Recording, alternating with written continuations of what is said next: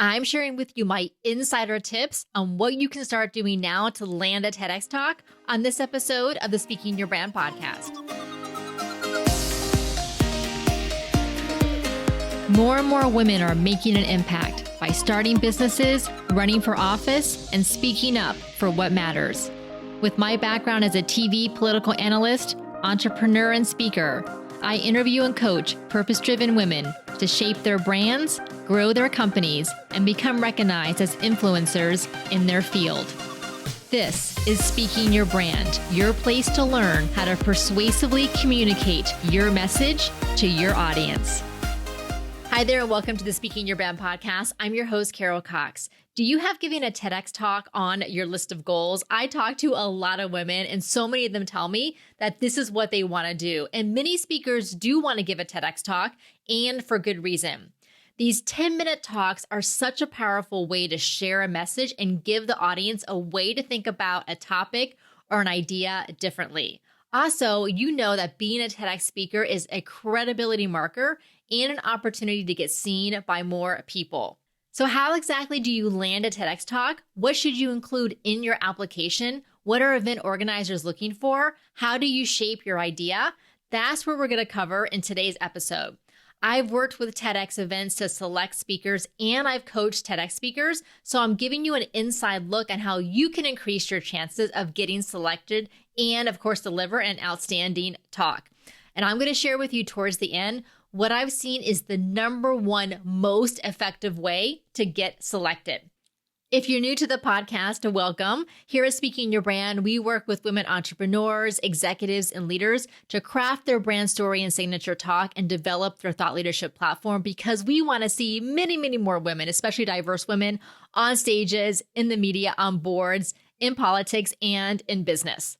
If you haven't yet, I highly recommend taking our free speaker archetype quiz. It only takes a few minutes. It's 10 multiple choice questions, and then you're going to get your results, which is going to show you which of the 4 speaker archetypes you are that I've identified. Hundreds of women have taken this quiz, and it's so helpful because it points out what your natural communication and speaking strengths are, so you can double down on those. And I also give you recommendations for things to start doing that you may not have thought of already, including recommended podcast episodes to listen to specifically for your archetype. You can take that quiz. Again, it's entirely free at speakingyourbrand.com/quiz. Again, that's speakingyourbrand.com/quiz. Now, let's get on with the show. The most successful TED Talks have a combination of these elements in them. First, the speaker's expertise. So why are they standing on their stage? What is their background, their bio, their credentials on the topic that they're talking about? So they need to have a certain level of expertise or experience in it. But they can't stop there. The next element they need is that big idea, and we're going to talk about that in just a moment. The third element is they need to tie in their personal story. So their personal experiences, their personal journey that got them interested in the idea, shaped the way they look at that particular topic, or somehow changed their mental model or caused a paradigm shift in how they were thinking about this idea, and by extension then how the audience can think about it as well. So let's take a look at crafting your idea. TED Talks, of course, are famously known for having an idea worth spreading. What is an idea worth spreading? Well, an idea worth spreading is not a typical presentation where you're going to share 5 tips and tactics related to what you do. Those are fine for webinars that you do or maybe some conference breakout sessions. But for a TED Talk, you really need to present the audience with something new and surprising. So an idea or an invention or research that your audience has never heard about. So that could be one bucket that you could be in now. If you are a researcher or a scientist or an inventor, that could very well be what the core of your talk is about. For most of us, though, that we probably don't fall into that bucket. So then we fall into the second bucket, was that you're presenting in your talk a great basic idea that your audience has probably already heard about. They're probably somewhat familiar with whatever your concept is that you're describing. But you're going to give them a compelling new argument behind it that challenges their beliefs and perspectives already. Now, of course, when you're challenging their beliefs and perspectives, you have to do it in a way that takes the audience on a journey of discovery, much like you had discovered this new perspective as well. So as you start thinking about what your idea could be, of course, think about what is your area of expertise? What is it that you do? And then what doesn't make sense or what seems obvious that everyone else is ignoring? So you think about your topic, your industry, the things that you do. What have you always thought, well, I don't know why people do it that way, or I used to do it that way, but then something happened and I shifted the way that I thought about it. And so now I do it this way, or now I think about it this way instead. And when you tell people your idea, you want their response to be, why? Or tell me more. So you want to provoke curiosity with your idea. Now, back a few weeks ago in episode 354 of this podcast, I talked about finding and developing your big idea. An I.D.E.A, I.D.E.A is an acronym. So you want your idea to be interesting, so that unique angle that provokes curiosity. You want it to be debatable and defensible, so other people may have ideas that are in your same umbrella topic, but you have a different perspective on it. And it's okay that everyone agrees with you because you need to be able to defend it with your examples, experiences, research, data, etc. E is for empowering. The idea helps people to see something in a different way for a positive benefit. And A is for actionable. People can do something with it. They can learn it and apply it to themselves and build upon it. Because as a thought leader, you want people to take your idea and spread it further. Of course, that is the beauty of these 10-minute, 12-minute TED Talks, is that there's very accessible for people to watch and then to share. So of course, we know very well-known TED speakers like Brene Brown and Simon Sinek. Really, their TED Talks built their careers, propelled their careers because of the power of that. And we think about some of the clients that I've worked with, like Tammy, Lally, and her talk on money shame that's been viewed over 2 million times now on the TED.com website. Dr. Christina Madison, who talked about the importance of public health messengers looking like the communities that they come from. We also worked with the University of California faculty back earlier this summer on helping them craft their TED-style talks that they delivered at an event. So this is very much what our wheelhouse, what we do when we work with you in our Thought Leader Academy, is we're helping you craft your big idea. And then we're helping you take that big idea and putting it into a signature talk that you then can present in different formats and to different audiences, including how to repurpose it into a TEDx talk. So that's how to start thinking about crafting your idea. What provokes curiosity? What is that unique angle or perspective that you can offer on the umbrella topic that you're talking about? The next thing, of course, is you need to start finding some TEDx chapters and then figuring out which of them are active and which of them have events coming up. The two places that I go to search, one is that at the TED.com website, you can go to TED.com/TEDx/events, and I'll put a link to that in the show notes. You can go there and they have a map of the world, and then you can zoom in and drill down to a specific state or a specific region of a state.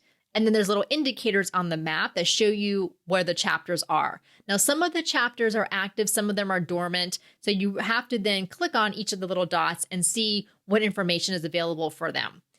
Once you find the TEDx chapters, then you also want to search on Google for them, because a lot of times these TEDx chapters have their own websites as well, where they post their events, speakers, information about what they're doing, and so on.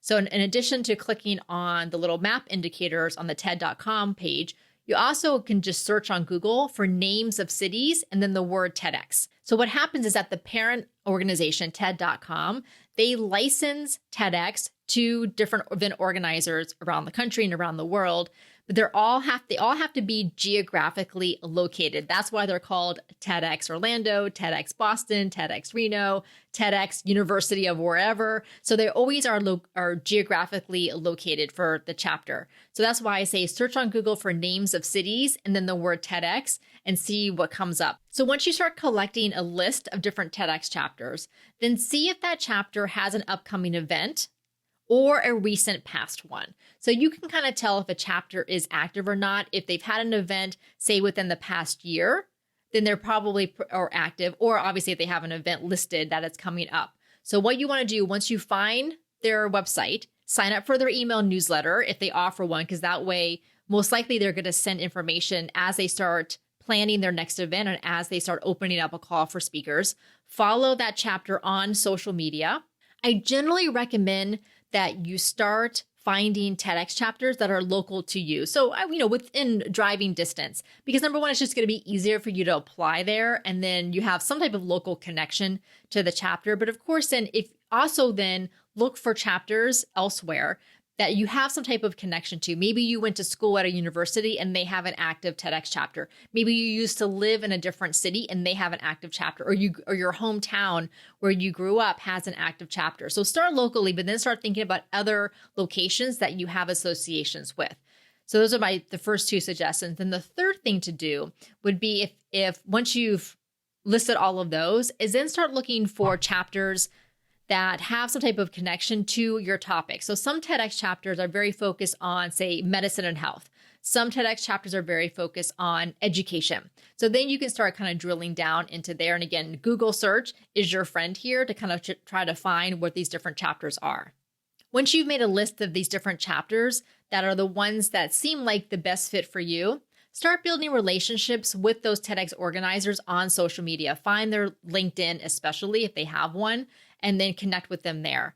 Attend one of their events. If they have an event coming up and it's too late for you to submit to speak, go ahead and attend that event and then introduce yourself. Obviously, let them know how great the event is and how you're interested in potentially speaking at a future one that they have. Even better, offer to volunteer for that upcoming event.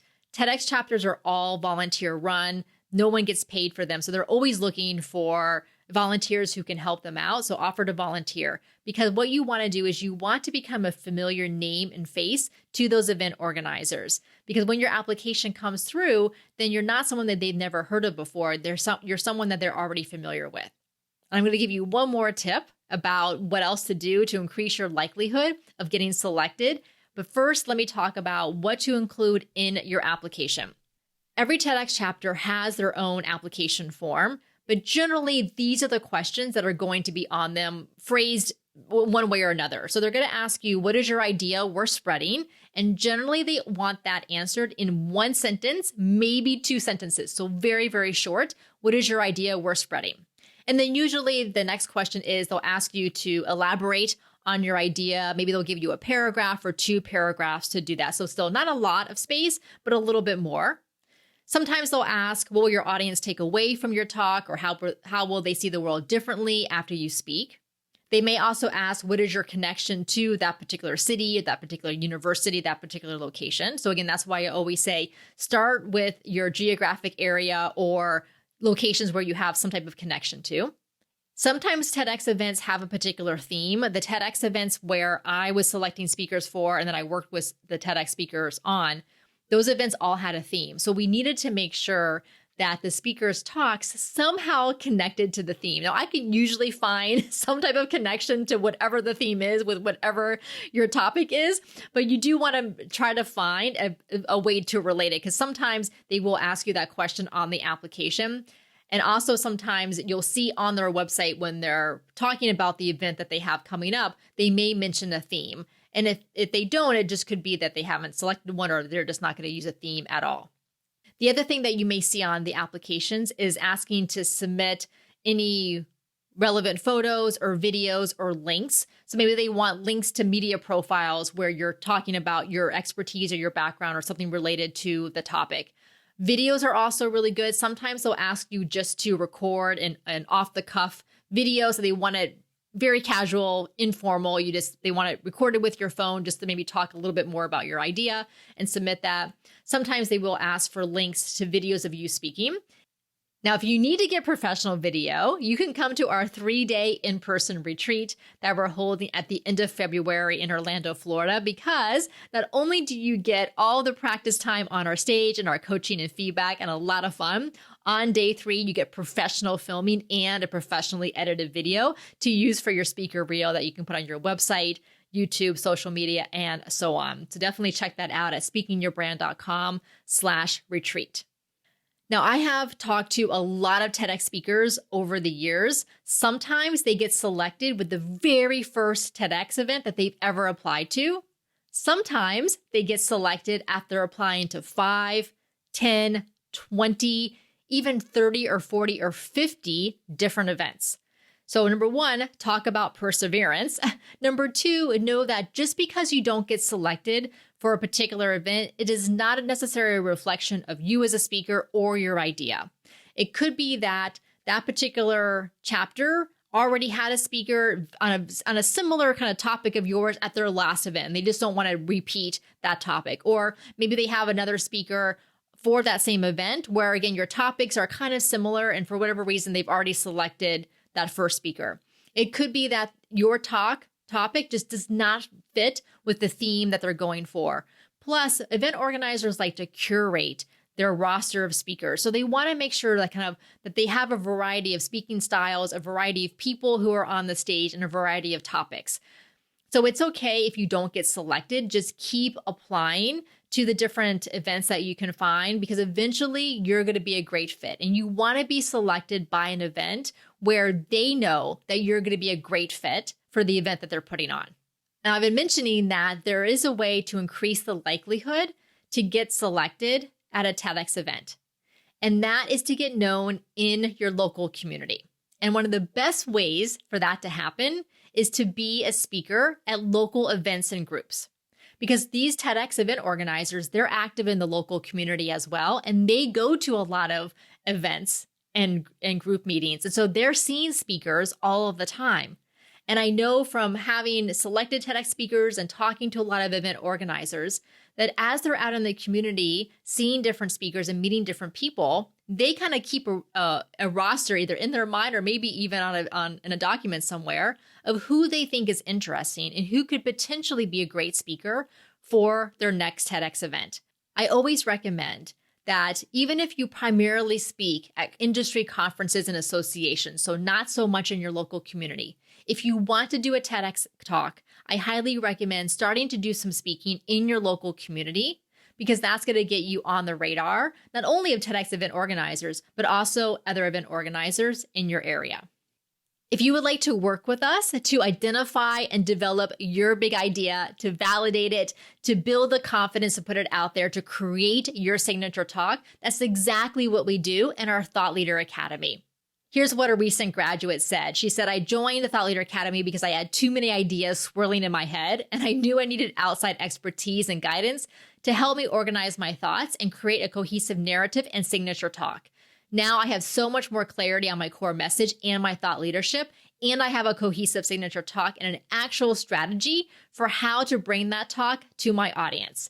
So when we work with you in the Thought Leader Academy, you get a one-on-one virtual VIP day where we are working with you to map out your talk from beginning to end using our framework. And you also get weekly group calls because there's so much power in being with a community of women. You also get our Speaking Your Brand resource library, which are on-demand videos with different lessons as well as worksheets and templates. It truly is a comprehensive program to take you from an expert presenter to a thought leader and potentially a TEDx speaker.